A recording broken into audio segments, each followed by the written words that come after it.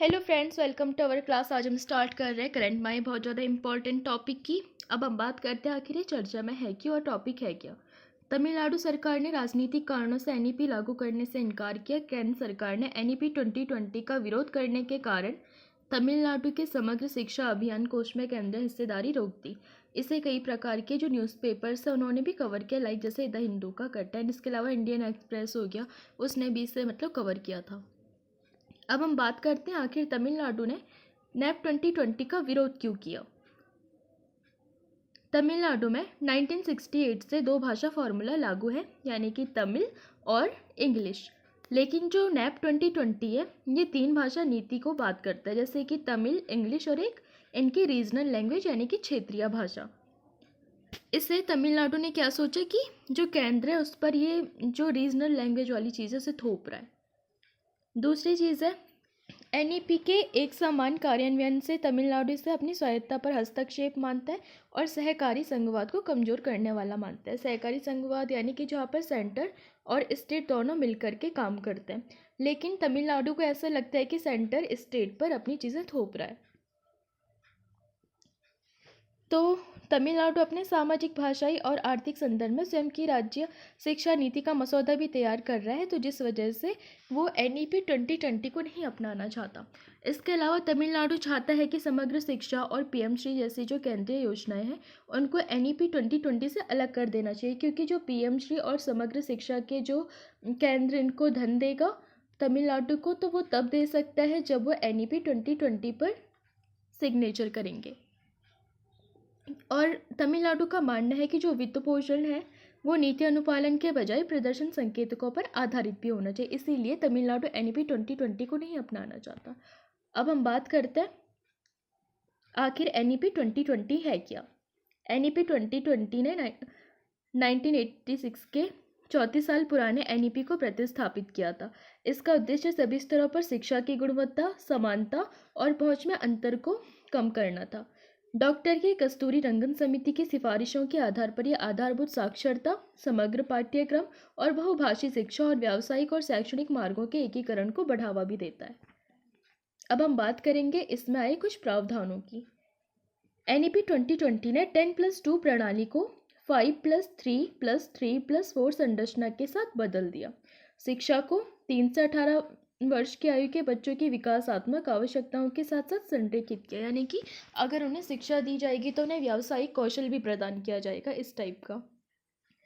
जो 3 से 8 साल के बच्चे हैं उनमें प्री स्कूल और कक्षा 1 और 2 को मिला करके 5 साल की अवधि का इस पाठ्यक्रम को किया गया है, जिसमें खेल आधारित शिक्षा शामिल है, जैसे कि पजल गेम्स हो सकते हैं या फिर स्टोरीज के माध्यम से कई प्रकार की शिक्षाएं दी जा रही है। इसके अलावा कक्षा 3 से 5 में 3 साल की अवधि में औपचारिक शिक्षण पद्धतियों का परिचय शामिल है, जैसे बुक वगैरह यहाँ से स्टार्ट कर दी जाएंगी। कक्षा 6 से 8 में 3 साल की जो अवधि है उसमें अनुभवात्मक और बहुविषयक शिक्षा की बात की गई है। कक्षा 9 से 12 जिसमें 4 साल की अवधि है, इसमें विषय चयन में लचीलापन, जैसे आपको पता होगा 9 से हम सब्जेक्ट चूज कर लेते हैं, art and science and commerce, वो सारी चीज़ें यहाँ से ही स्टार्ट हो जाता है। एनईपी 2020 सिद्धांत और व्यवहार को जोड़ने के लिए इंटर्नशिप, फील्ड विजिट और वास्तविक दुनिया को परियोजनाओं के माध्यम से अनुभवात्मक अधिगम पर जोर देता है। आपको पता होगा इंटर्नशिप से भी कौशल विकास हो सकता है या फिर व्यावसायिक कौशल ज़्यादा मजबूत हो सकता है। फील्ड विजिट से हमें प्रैक्टिकल नॉलेज ज़्यादा हो सकता है और वास्तविक दुनिया की परियोजनाओं से जुड़ करके हम भविष्य में होने वाली जिस भी जॉब में रहेंगे उसके कार्य योजना को भी समझ सकते हैं थोड़ा बहुत।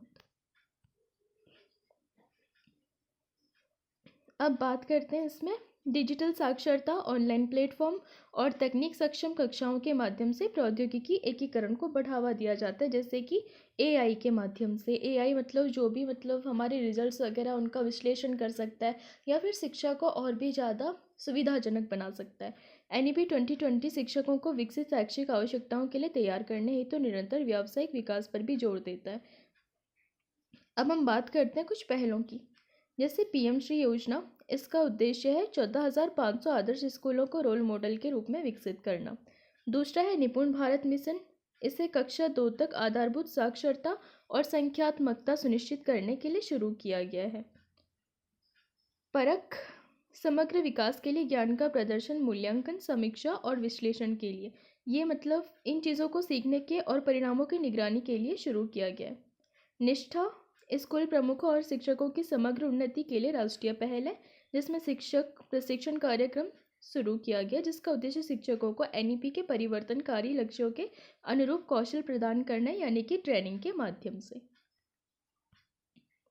अब हम बात करते हैं थोड़ा समग्र शिक्षा अभियान है क्या और क्यों तमिलनाडु गवर्नमेंट इसको उससे अलग करना चाहती है एनईपी 2020 से। केंद्रीय बजट 2018-19 में प्रस्तुत समग्र शिक्षा एक व्यापक कार्यक्रम है जो समान शिक्षण परिणाम सुनिश्चित करने के लिए प्री नर्सरी से कक्षा 12 तक की शिक्षा को कवर करता है। लैंगिक असमानताओं को समाप्त करते हुए और कमजोर समूहों के लिए पहुंच सुनिश्चित करने हेतु मुफ्त सामान और गुणवत्तापूर्ण शिक्षा, जो कि एसटीजी गोल 4.1 में है, आदि को सुनिश्चित करता है। ये एसटीजी गोल 4.5 में भी है। एक केंद्र प्रायोजित योजना है जिसका कार्यान्वयन राज्य, संघ राज्य, क्षेत्र स्तर पर एकल राज्य कार्यान्वयन सोसाइटी यानी एसआईएस के माध्यम से किया जाता है। एसआईएस एक राज्य पंजीकृत निकाय है जो सीएसएस और विकास कार्यक्रमों को क्रियान्वित करता है।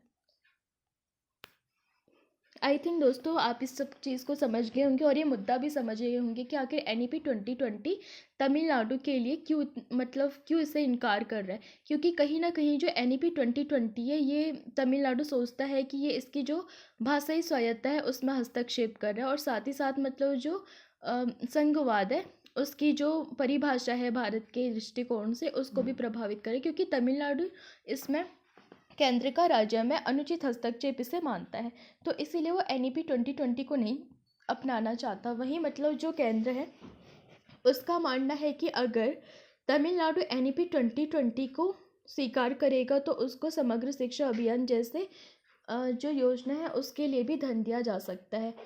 तो कहीं ना कहीं इसमें कई प्रकार के मुद्दे भी उजागर होते हैं, जैसे भाषाई स्वायत्तता हो गई और संघवाद जैसी जो स्थिति है वो आदि, मतलब कई प्रकार से इसमें कई मुद्दों पे भी दृष्टि डाली जा सकती है।